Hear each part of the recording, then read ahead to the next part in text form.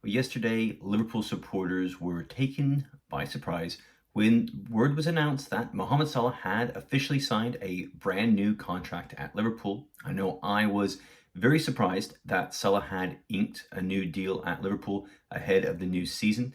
I figured that if this was going to happen, it would be more around the middle of the season, around Christmas time, that Salah would sign a new deal at Liverpool. But pleasantly surprised, and I know a lot of Liverpool supporters are, although there are lots of critics about this new deal that Salah has signed, but it will keep Mohamed Salah at Liverpool until 2025 and will pay him the most of any player in Liverpool club history at £350,000 per week for roughly around £18.2 million per season. And this, again, like I say, makes Mohamed Salah the most or the highest paid player in Liverpool history and currently puts him well ahead of the second highest paid player at Liverpool, which is Virgil van Dijk, who earns around £220,000 per week. A lot of pundits and critics have come out saying that Liverpool have given in, they've broken their wage structure, and that this is a huge mistake by Liverpool to give a 30-year-old player who just turned 30, that is, a contract of this magnitude for the next 3 seasons at this high wage, and that it's going to cause problems. It's going to cause problems at Liverpool as more players seek this kind of a contract. Players such as Van Dijk, as Trent Alexander-Arnold. The idea is that this is going to cause unrest amongst the Liverpool squad, which I very much disagree with, as Liverpool have stressed since the news of the deal came out that the salary, the £350,000 a week, is going to be based partly on different bonuses and different Salah's going to need to achieve certain heights and certain numbers per week or during the season to achieve this salary in full. So that, to me, I think that £350,000 a week for Mohamed Salah is a great deal, even though I was okay with him leaving at the end of this season on a free transfer and Liverpool moving on. But now with Sadio Mane gone and Liverpool having that little bit of extra cash in wages to pay Mohamed Salah, I think that this is a very good move, a smart move to keep that continuity, to keep one of those veteran players who has delivered for Liverpool over the last few seasons since he arrived from Roma. Now, I think that this makes a lot of sense for Mohamed Salah in a couple of ways, because come the end of the season, had Salah left Liverpool at the end of this term and had a poor season, then the number of teams that would have been willing to sign him would have been quite low. And in addition, with him being 31 next summer, the number of teams that were willing to give him such a large wage and to do now what Liverpool has done would have also probably been quite low, or quite few and far between. And I think Salah has maybe seen that writing on the wall and decided, right, I've been successful at Liverpool. This is where I've had the most success in my career. Liverpool have brought this out in me, and he understands that it's going to be difficult to get this type of money in 12 months' time.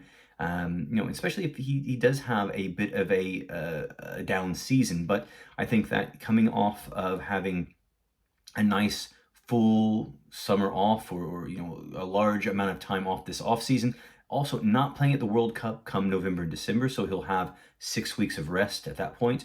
I think that he's going to have, or he has the potential to have, a very good season.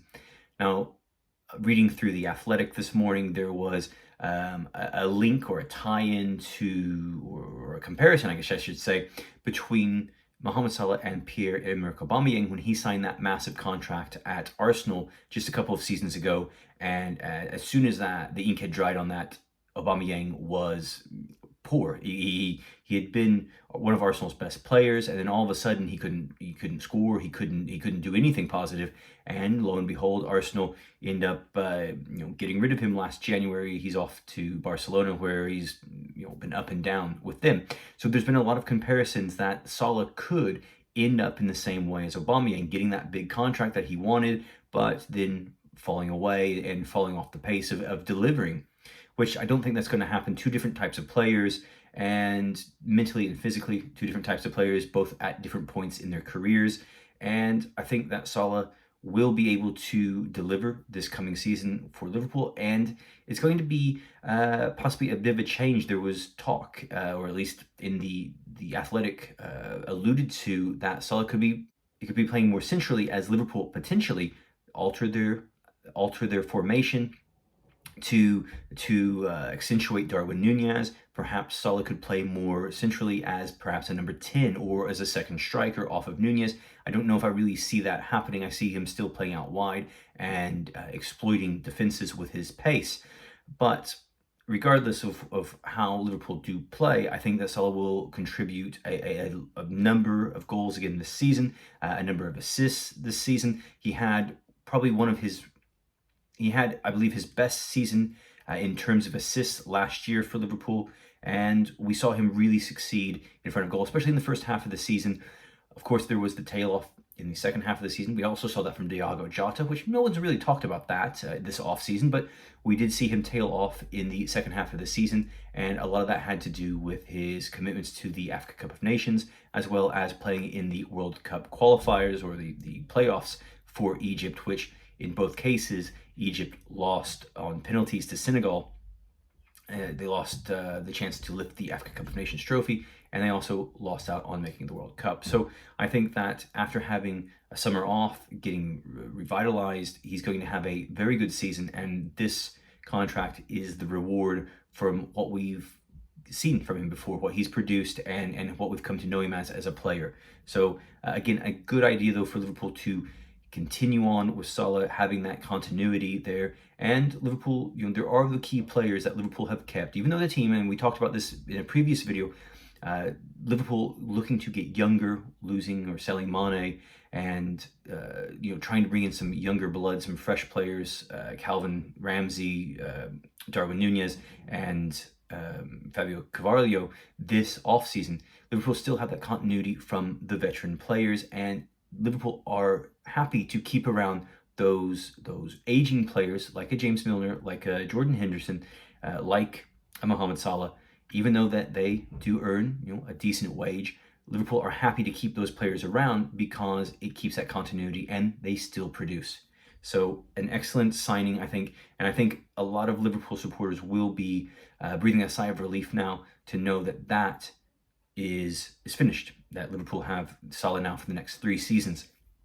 And by all the messages on Twitter that I've seen today, that it seems like Liverpool, or at least a lot of fans and different media types, think that Liverpool aren't done yet in the transfer window. And I've said it before, I don't think they are either. I think they're going to bring in 1 or 2 more players, not necessarily big name players, not necessarily a player to play in the midfield, but they're going to bring at least 1 or 2 more players in. And of course, I think we're going to see 1 or 2 more players leave, especially on loans. Nat Phillips, Alex Oxlade-Chamberlain potentially. So there's going to be some more players potentially leaving Liverpool this summer. And but I think that keeping Salah with his 156 career goals at Liverpool and 63 assists was a great move. And it's going to help Liverpool potentially fight for the title next year. But it's going to be a big, tough one. I think it's going to be a 3-horse race this year with City, Liverpool, and Tottenham all fighting for the title. I think Tottenham is perhaps the most improved team this offseason, but Liverpool able to keep Salah and make him happy, and hopefully he'll score a lot of more goals. Okay, guys, let me know what you think of Mohamed Salah re-signing with Liverpool for another 3 years at £350,000 per week. I think it's a great move. Even though Liverpool have altered their wage structure, I think that this could play big dividends. All right, guys. Also, if you like this video, enjoy this video, please hit that thumbs up and subscribe to the channel, guys. I appreciate everyone who's been signing up lately, who's been subscribing to the channel. It really makes me happy to see all of those subscribers subscribing as I push this a little bit further than I ever have before. And hopefully you'll help me grow this channel even more. And if you have a chance, share on social media too. Thanks, guys, for watching, and I'll see you next time here on Liverpool Reds FC blog.